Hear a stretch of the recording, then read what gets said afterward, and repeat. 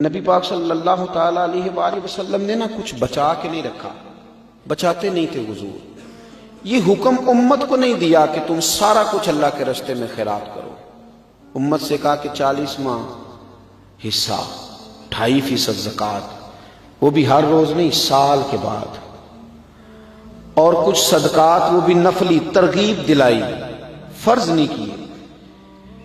حج اس پر خرچ ہوتا ہے تو زندگی میں ایک بار، امت پر پابندی نہیں لگائی، بلکہ ایک صحابی سونے کا انڈا لے کے حضور کی بارگاہ میں آئے کہ یا رسول اللہ میرے پاس یہ ایک سونے کا انڈا تھا، میں لے آیا اور یہی ہے میرے پاس، اس کے علاوہ کچھ نہیں۔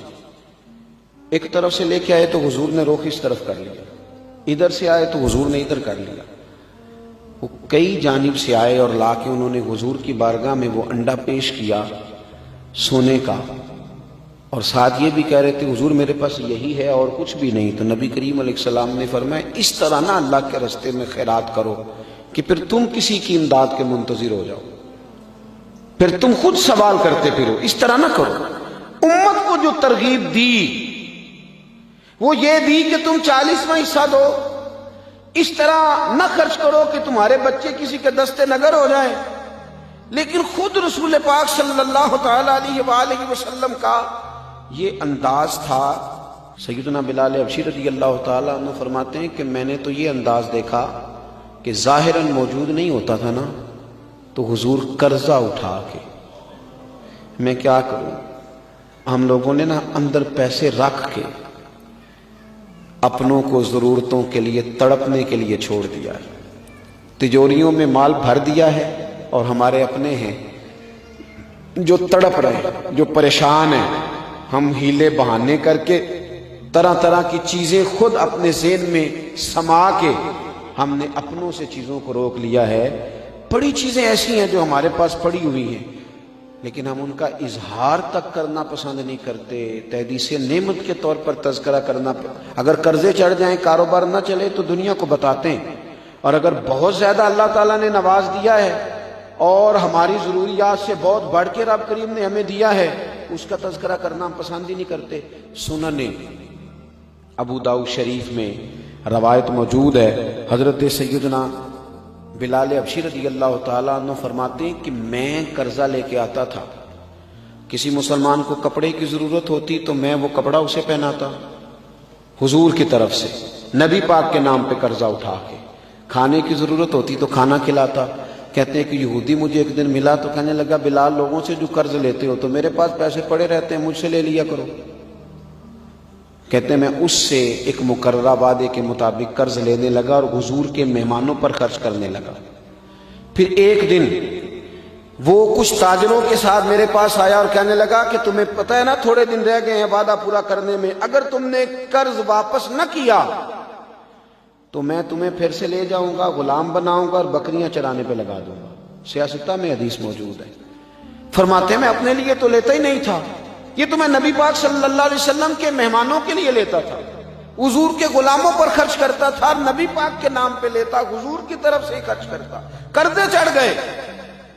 کہتے میں حضور کی بارگاہ میں آیا، میں نے کہا یا رسول اللہ صلی اللہ علیہ وسلم، آقا وہ مجھے لے جائے گا، اس نے بڑی سخت بات کی ہے، حضور اگر آپ اجازت دیں تو میں کسی مسلمان قبیلے میں چلا جاتا ہوں، جب پیسوں کا بندوبست ہو جائے گا تو میں واپس آ جاؤں گا۔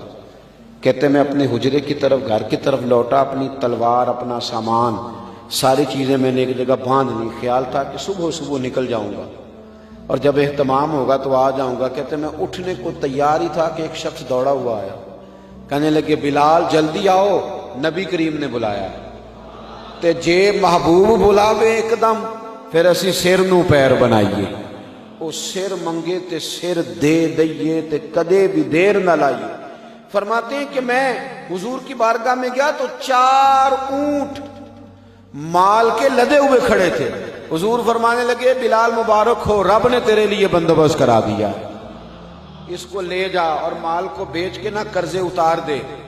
حضرت بلال حبشی کہتے ہیں میں وہ سامان لے گیا، میں نے قرضے اتار دیے، حضور کی بارگاہ میں آیا تو نبی کریم علیہ السلام نے فرمایا قرضے اتر گئے؟ میں نے کہا اتر گئے۔ کہا کچھ بچا تو نہیں؟ کچھ بچا تو نہیں؟ یا رسول اللہ کچھ بچ گیا؟ تو نبی پاک نے فرمایا اسے بانٹ، اور بانٹ کے مجھے خبر دے۔ یہاں تو میرے بھائی پیسے کو یوں لوگوں نے تھام کے دل کے اندر جگہ دی ہے۔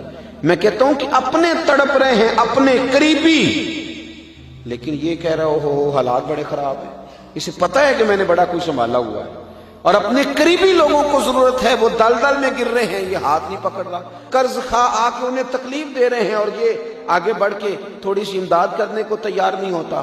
حضور نے فرمایا جو بچ گیا وہ بھی بانٹ دے۔ کہتے ہیں میں بانٹنے لگا، عشاء کی نماز کے بعد نبی کریم علیہ السلام نے فرمایا بانٹ دیا؟ میں نے عرض کی حضور اب تو میں نے اتنا بانٹا ہے کہ مزید کوئی لینے والا بچا ہی نہیں۔ تو اللہ کے محبوب علیہ السلام کی خدمت میں عرض کرنے لگے حضور مال ابھی بھی بچ گیا ہے۔ تو حضور فرمانے لگے اگر بچ گیا ہے نا تو پھر میں گھر نہیں جاؤں گا، رات مسجد میں رہوں گا، جب سارا بانٹ دو گے نا تو پھر گھر جاؤں گا۔ جب حضور اپنے گھر میں مال ہو تو گھر نہیں جاتے۔ ہم نے کیوں سنبھال کے رکھا ہوا ہے مال؟ کیوں ہم سخاوت کو تیار نہیں ہوتے؟ یارو کیوں ہم لوگوں کی اشک شوئی نہیں کرتے؟ کوئی ایسا ہو جس نے کبھی جھگی والے سے جا کے پوچھا ہو کہ بغیر چھت کے دھوپ میں کیسے گزارا کرتے ہو؟ کبھی پوچھا ہو کہ طوفان آتا ہے تو اپنے بچوں کو کیسے سنبھالتے ہو؟ کبھی پوچھا ہو کہ شدید بارشوں میں تمہارا حال کیا ہوتا ہے؟ کبھی ہم نے کچی آبادیوں میں جا کے معلومات کی ہوں، کبھی ان گھروں میں جا کے دیکھا ہو جہاں بارش ہوتی ہے تو برتن رکھے جاتے ہیں کہ جہاں جہاں سے چھت بہہ جائے گی، جہاں جہاں سے سوراخ سے پانی آئے گا وہ جگہ سمٹ جائے گی۔ اندر دولتوں کے ڈھیر کس لیے لگائیں؟ اور اگر آپ کہیں گے کہ آپ کے سالے ثواب کے لیے آپ کے بچے بانٹیں گے تو جتنا آپ نے بانٹا اتنا ہی وہ بانٹیں گے۔ یاد رکھنا آنے والی نسل اس سے کہیں بڑھ کے دولتوں کو سنبھالنے والی ہے۔ میرے عزیز، اللہ کے پیارے رسول صلی اللہ علیہ وسلم نے فرمایا میں آج رات گھر نہیں جاؤں گا، مسجد میں سو جاؤں گا، پہلے بانٹ۔ حضرت بلال حبشی رضی اللہ تعالیٰ عنہ فرماتے ہیں میں اگلا سارا دن حضور کے حکم پر حضور کی طرف سے بانٹتا رہا۔ عشاء کے بعد نبی کریم نے پوچھا بانٹ دیا؟ یا رسول اللہ سارا بانٹ دیا۔ فرمایا چلو پھر گھر چلتا ہوں۔ پھر حضور گھر گئے۔ حضرت بلال کہتے ہیں مجھے یوں لگتا ہے کہ حضور کی خواہش تھی کہ ایسا نہ ہو کہ میرے گھر میں مال پڑا ہو اور مجھے رب کی بارگاہ سے بلاوا آ جائے، میں یہ نہیں چاہتا۔